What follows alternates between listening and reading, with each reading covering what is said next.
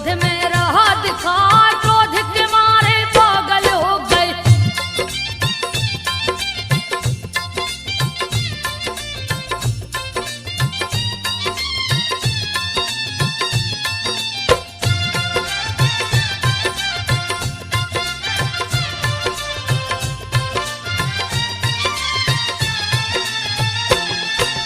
क्रोध के मारे पागल हो गए, रहे बाण पे बाण चलाए, लगे नास तेरी का करने।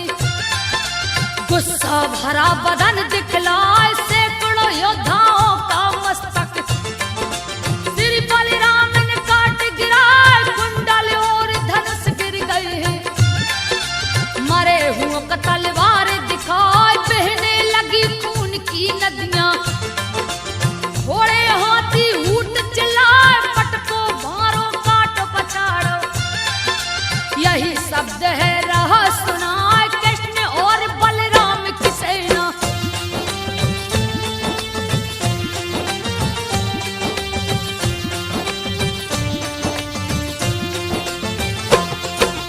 कृष्ण और बलराम की सेना, विजय पताका लहराए, जरासंध शिशुपाल भागे। हरि की लीला वर्णि न जाए, जा पहुंचे हैं ब्रजनगरी में। रुक्मणी को लिए अपनाए, धूमधाम से किए हैं शादी। देवता फूल रहे बरसाए, हार के भागा जरासंध भी। अपनी सेना लिया सजा, 33 अरब लिया है सेना। सेना ही सेना दिखलाए, घेर लिया है ब्रजनगरी को।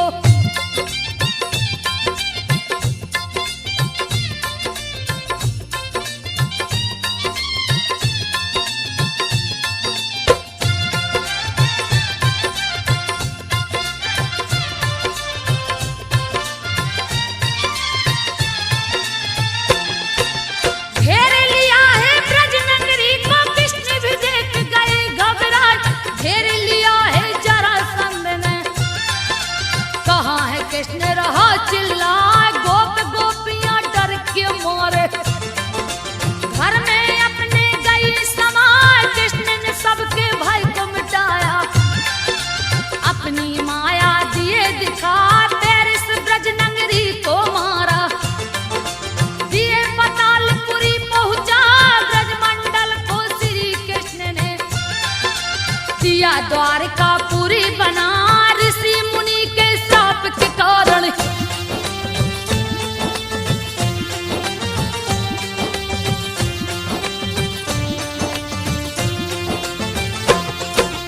ऋषि मुनि के श्राप के कारण, जरासंध जहाँ जा नहीं पाए। सुंदर द्वारकापुरी देख के ग्वाले गोपी सब हर्षाए, श्री कृष्ण सैया पे सोई। रुक्मणी रही है चवर डुलाए, करे बड़ाई शिशुपाल का। क्यों नहीं शादी उससे रचाए, सुन के रुक्मणी रूठ गई है। गुस्सा भरा बदन दिखलाए, गुस्से में आकर मूर्छित हो गई। धरती ऊपर गई पटका, रुक्मणी को श्री कृष्ण ने उठाकर।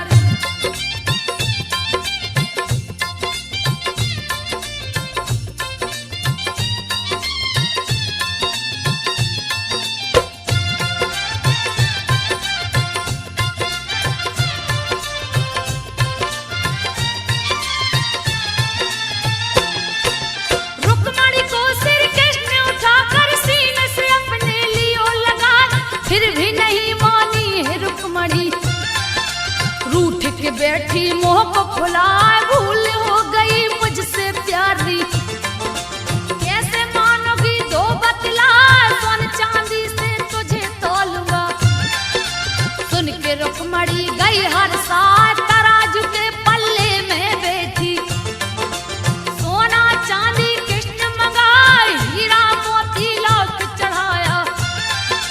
फिर भी न पल्ला हिलने पार, रत्न आभूषण तीनों लोक के।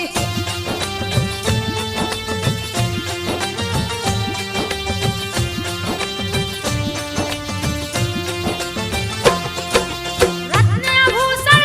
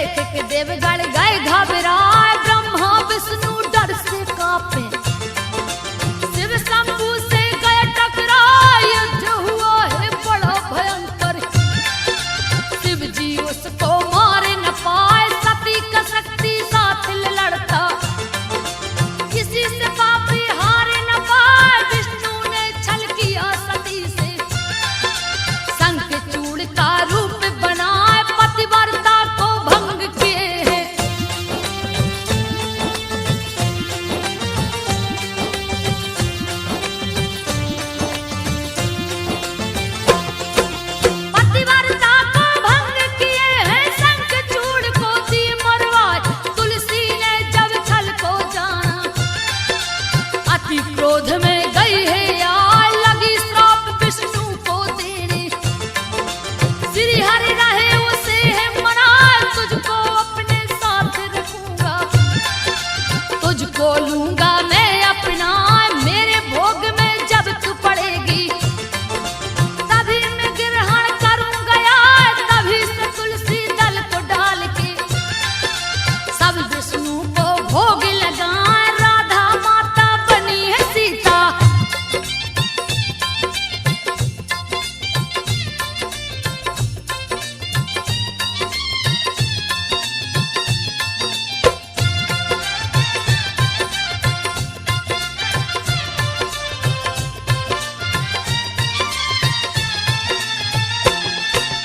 राधा माता बनी है सीता, रुक्मणी बन के तुलसी आई। इसीलिए सोने चांदी से रुक्मणी कनक न हिलने पाए, तुलसी डाल के किए बराबर।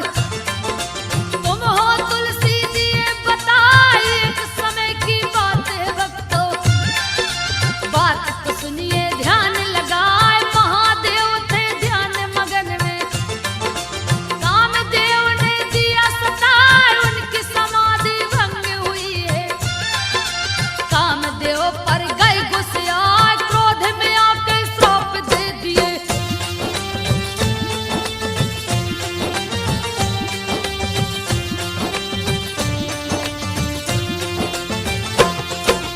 क्रोध में आके श्राप दे दिए, अज्ञानी तू भस्म हो जाए।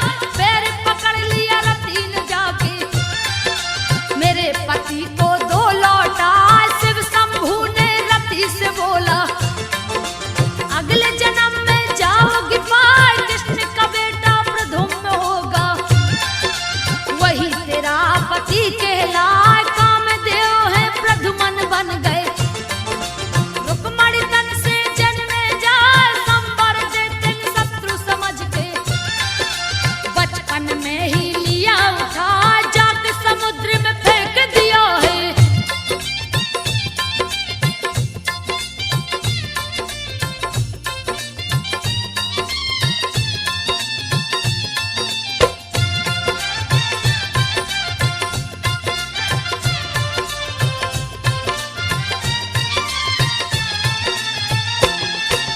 जाके समुद्र में फेंक दिया है, उनको मच्छी निगल गया। एक मछुआरे ने जाल ही डारा, उसी मच्छ को लिया फंसा, ले जाके संवर को दिया है। संवर ने लिया उसे उठा, मायावती बनी है रसोइया। पूर्व जन्म की रति कहा, फाड़ दिया है मच्छ को जाके, जिसमें कामदेव रहे समा। रति खुश हुई पति को पाके, पिछली बातें दिया बता। रति और कामदेव मिल गए,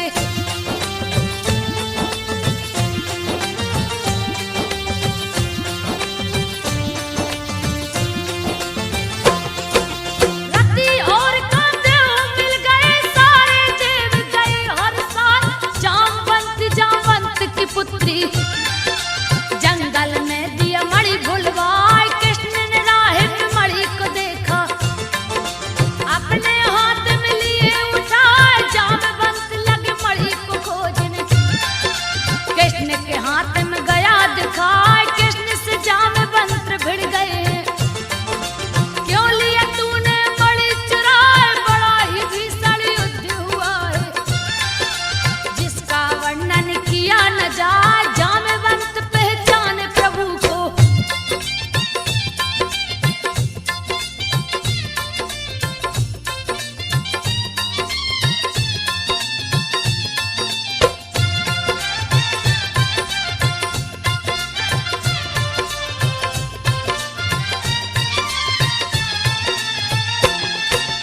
जामवंत पहचान प्रभु को, दिए चरणों में शीश झुका।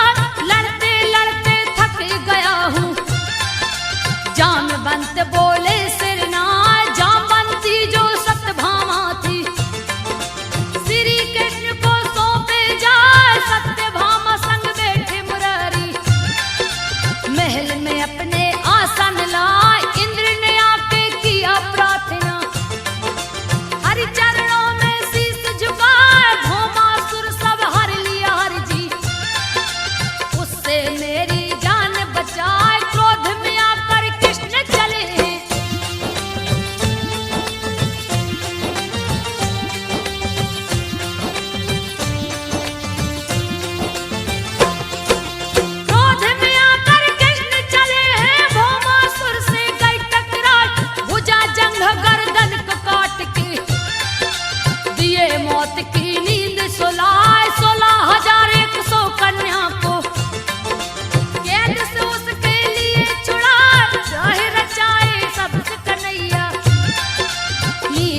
अपनी रहे दिखाए, बहुत से पुत्र हुए हैं कृष्ण के, जिसका वर्णन किया न जाए। बलि राजा के 100 पुत्र थे, सबसे बड़ा बाणासुर कहा, शोणित कुल का जो राजा था।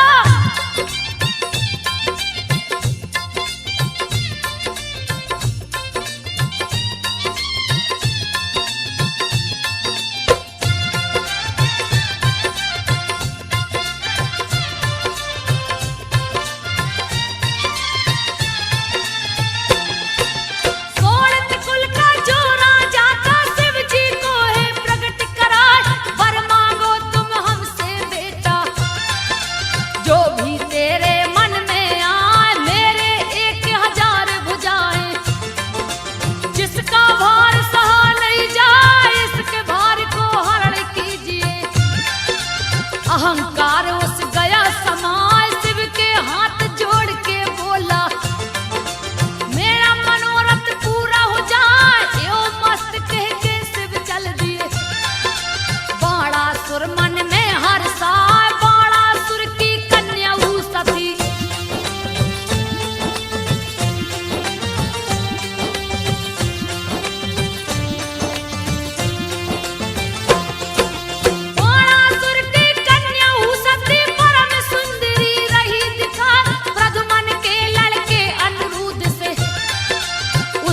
नजर गई टकरा, देख बाणासुर क्रोधित हो गया, हाथ में शस्त्र को लिया उठाए, सजा लिया है सोई सेना।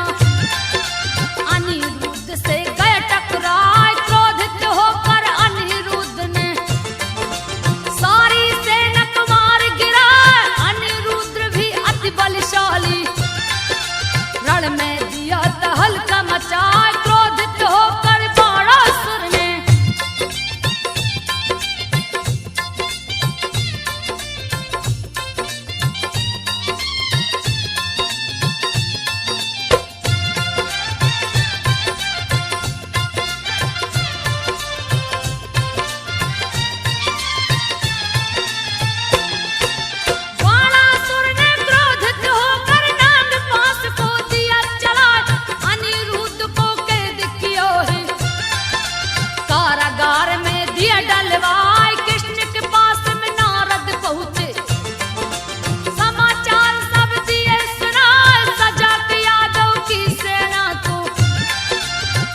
चले हैं क्रोध में आए, शोणितपुर पे किए चढ़ाई। बाणासुर से गए टकराए, तहस नहस किए उसके महल को, ईंट से ईंट दिए हैं बजाए। बाणासुर शिव जी को पुकारे,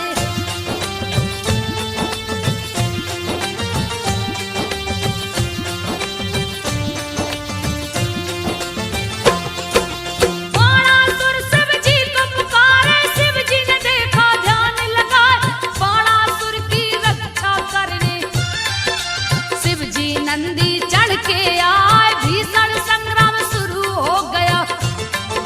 कृष्ण और शिव जी गए टकराए, 10 दिशाएं लगा कांपने, सारे देवता गए घबराए। शिव ने कृष्ण पे क्रोधित होकर हाथ लिए त्रिशूल उठाए, कृष्ण भी शिव पे क्रोधित होकर अपने चक्र को रहे नचाए। चिंता में पड़ गए हैं ब्रह्मा,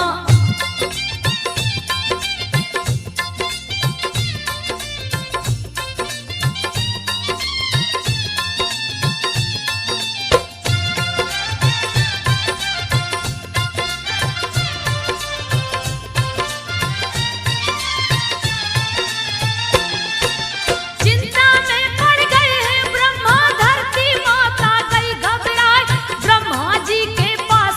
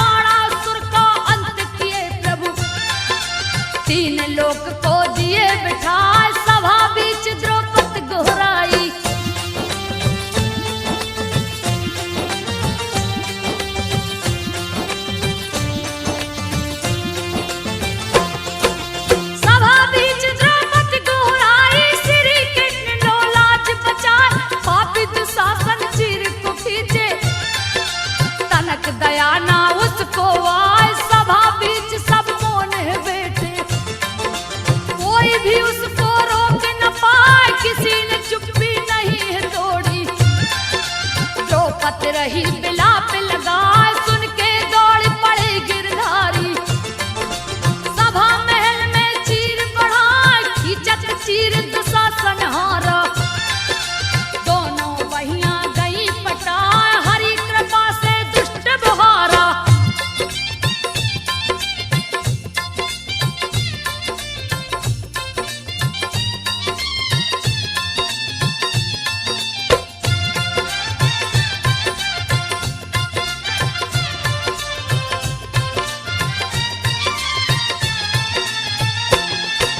हरि कृपा से दुष्ट बहारा, प्रभु की महिमा कहीं न जाए। हरि ने कितनों को तारा, वेद पुराण रहा बतलाए। महाभारत का हुआ आयोजन, कृष्ण रथ पे चढ़ के आए। कौरव पांडव दोनों दल को रहे पंच बन के समझा, फिर भी दुर्योधन एक न माना।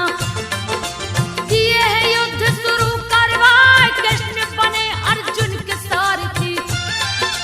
समर भूमि में गए समाए, रथ को हाँक रहे हैं हरि जी।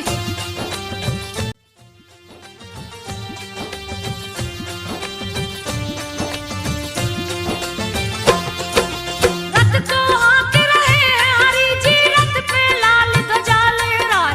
जिसको पकड़े वीर बजरंगी, संकट मोचन जो कहलाए। अर्जुन चढ़े हैं रथ के ऊपर, हाथ लिए गांडीव उठाए। सगे संबंधी देखे युद्ध में, मन ही मन अर्जुन घबराए। सभी है अपने किसको मारूं, कृष्ण से बोले हैं सिरनार। अपने धनुष को नीचे रख के, माया मोह में गए लपटा।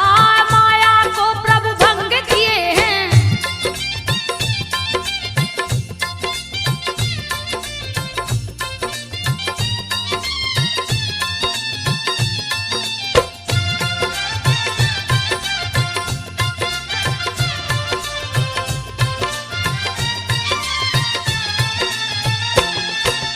माया मोह को भंग किए हैं, श्रीमद् भागवत दिए सुनाए। कोई किसी का नहीं जगत में, दिए विराट रूप दिखलाए। सुन के श्री हरि के बातों के, अर्जुन लिए गांडीव उठाए। एक एक करके मारे योद्धा, भीष्म की बारी गई है यार। मचा दिए उत्पात हिरण में, बहुत सी सेना मार गिराए। चिंतित देख हरि अर्जुन को, चक्र सुदर्शन लिए उठा। देख के भीष्म ने चक्र सुदर्शन,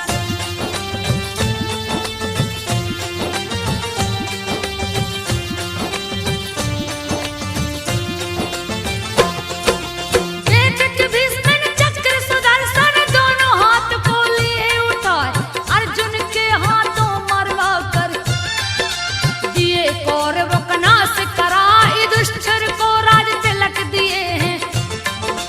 दिए हैं गद्दी पर बैठार, दुष्टर के हाथों हरि। यज्ञ दिए हैं शुरू करा, चारों तरफ निमंत्रण भेजा। सभी राजा को लिए बुलवाए, जरासंध नहीं है आया। देख के कृष्ण रहे मुस्काए, भीम और अर्जुन को लेकर।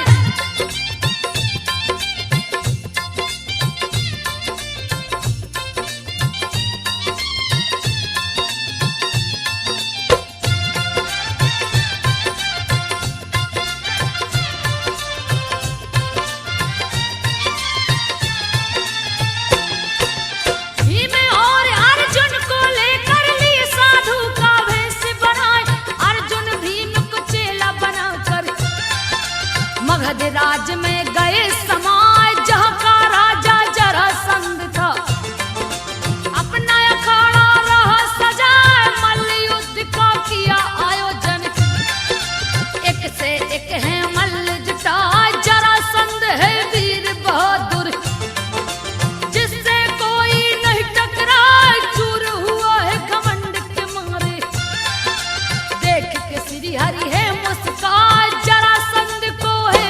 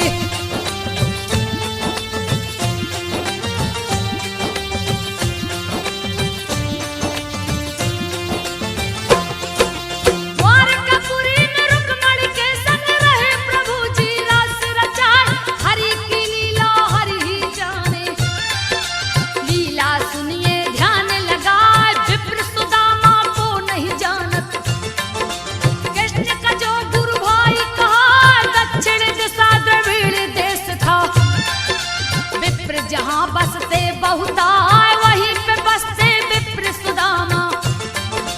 बात को सुनिए ध्यान लगा, जिनकी पत्नी वसुंधरा थी, परम सुंदरी रही दिखाए, रूप यौवन से परिपूर्ण थी।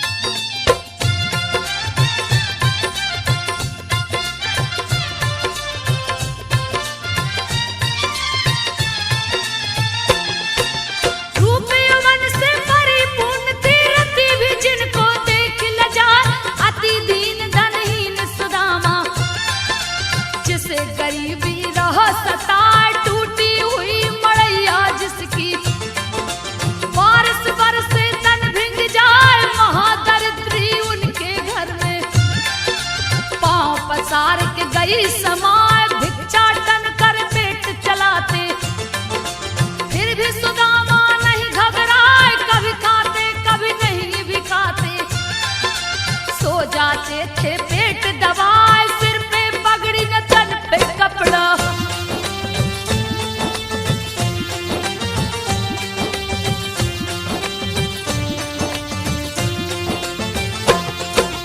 सिर पे पगड़ी न तन पे कपड़ा, फटी पड़ी है पांव विवाह, फटी विवाह उस खून चूता था, फिर भी सुदामा नहीं घबराए, सुबह वो भिक्षाटन को निकलते, शाम ढले तो घर को आए, एक दिन खाली हाथ हलौटे, कुछ भी नहीं वो भिक्षा पाए, कृष्ण कृष्ण फिर भी वो रटते, अपने नगर को गए हैं, चेहरे पे उनकी छाई उदासी, भिक्षा नहीं कछुआ जब पाए, कभी कभी चूल्हा जलता था।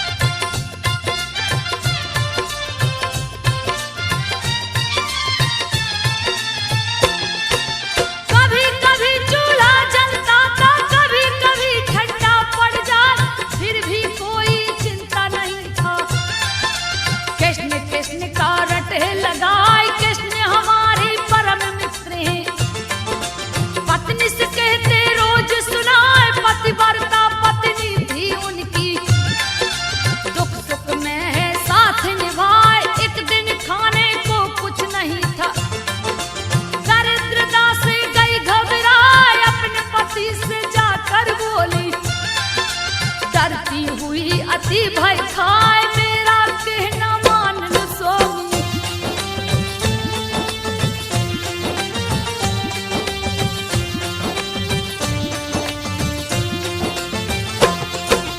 मेरा कहना मान लो स्वामी, गई गरीबी से अकुतार, महादुख इससे पाती हूँ, और दुख अब सहा न जाए, इससे मुक्ति पाने हेतु, सोची हूँ मैं एक बार, भार्या से तब बोल सुदामा, जल्दी से दो तुम बतलाए, आपके मित्र तो कृष्ण है स्वामी, ज्योतिर्लोकी नाथ कहाँ, धर्म अर्थ का मोक्ष के दाता, जिनको जग पूजे सिर नाय, प्रभु के पास में जाओ स्वामी।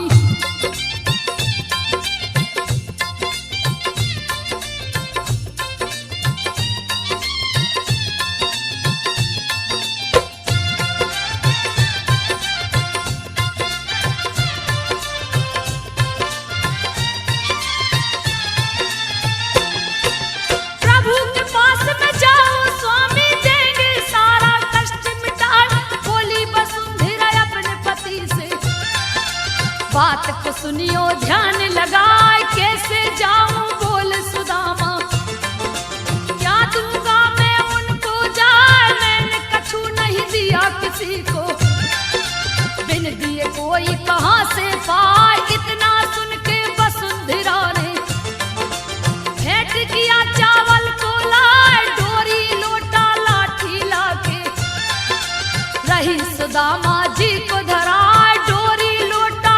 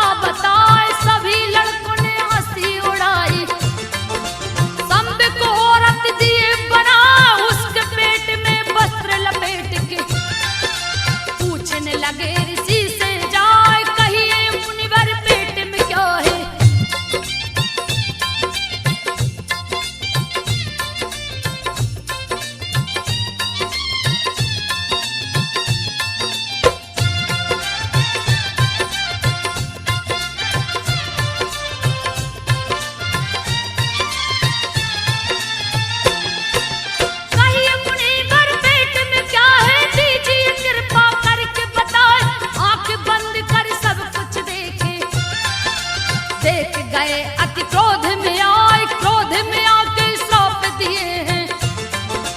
अरे दुष्ट सुनो ध्यान लगा, इसके पेट से जो निकलेगा नाश का कारण वो बन जाए। क्यों हो मेरी हंसी उड़ाते, यदि कुल का संहार हो जाए। सारे लोग भयभीत हो गए, रहे त्राही त्राही चिल्लाए। लोहे का मूसल पेट से निकला,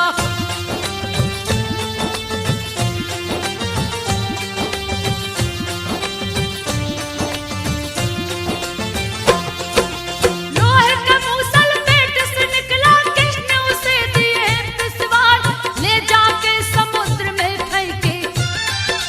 लहरों ने दिया किनारा लगाए, समुद्र किनारे कष्ट के रूप में।